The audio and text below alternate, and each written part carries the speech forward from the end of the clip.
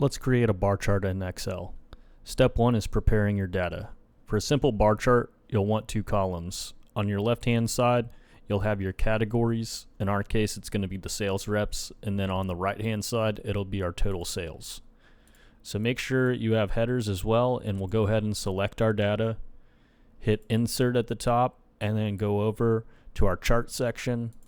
We'll create a column chart here, and then it might look something like this. So with our column chart, we have a basic one here, but we can add some more things to it. So the first one is going to be the title. Go ahead and click in the title, and we can add a title here that says Q1 sales. And then another thing we can do, click on your chart. There's this green plus here. If you want to, you can remove your grid lines from your chart, or you could make them more specific, including the major, vertical, primary, minor. Let's go ahead and remove them for our case. Then you can go ahead and add your axis titles. Let's go ahead and add a primary horizontal and a primary vertical so that we can name each of these individual data points.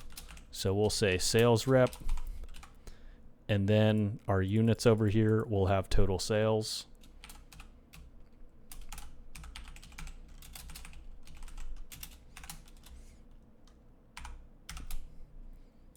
And then we have a basic chart.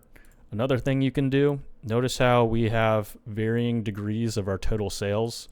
If you wanted to sort this, instead of sorting inside of your chart, go ahead and go to your data, add a filter at the top, and then we'll go ahead and sort on the largest to smallest total sales.